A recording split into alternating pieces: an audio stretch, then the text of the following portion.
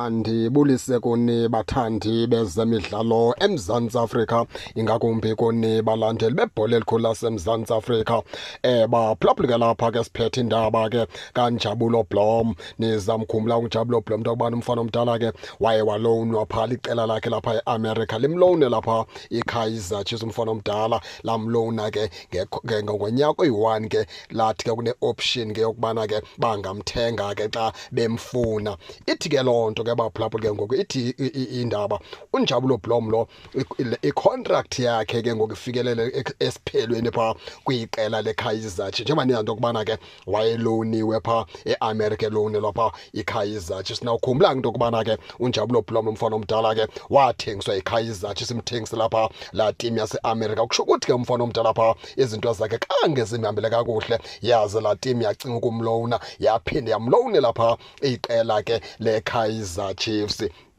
Nantsi ke ngoku into uNjabulo Blom izinto umfana omdala xa ebuya okwesibini phaa kwiqela lakhe leKaizer Chiefs ke azimhambeli kakuhle konke azimhambelanga kakuhle konke ngakumbi ke lapha ke kumcimbi weperformance. Noko umfana omdala akaphefomanga kakuhle konke ngaba ke sithetha ubuxoki xa sithi ke uthe waperform umfana omdala.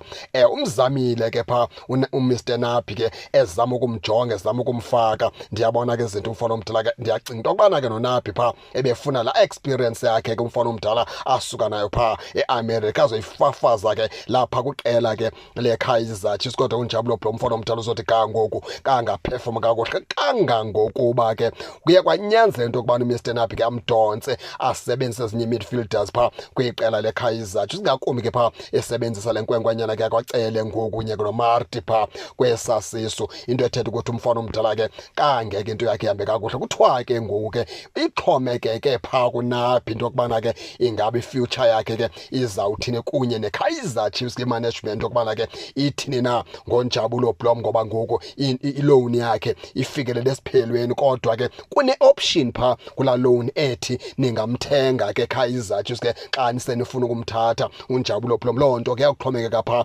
kwiqela leKaizer Chiefs noMr Nabi into yokubana bathini na ngoNjabulo Blom. Nawukhumbulayo into yokubana ke i-performance yakhe umfana omdala kange ibeyile ibilindelekile, noko wehle kakhulu umfana omdala. Akho nto noko ithe yaxhomisa amehlo kwa ethe wabuya umfana omdala. Kuye kwanyanzela into yokubana kuMr Nabi ke amtsale phaa afake abanye abantu. Zamile yena ke ukumnikeza ithuba lokubana ke makazibonakalise, ngoba bekwamzama nakwi-right back aphinda amthatha ambeke lapha ke kwi-central midfield umfana omdala, wa-end up ebuyisela phaa ke ngoku uMarty kwabe ke sekuthengwa phaa nokwabe sokufika nocele. Loo nto yenza ubunzima lokubana naye ngoku angabane engena phaa uNjabulo Blom. Injalo ke baphulaphula ke into ngoNjabulo Blom. Asazi ke isizini iyaphela, mhlawumbi izinto zawujika, iKaizer Chiefs noMr Nabi bawuhlala phantsi ke bathi noko mabamnike ke elinye ithuba umfana omdala. Ndifuna ke ndive ngani ke ningangena nani, kodwa ke ningakhohlwa usubscribe kule channel ukuze ningaphoswa zezemidlalo endizanothulela zona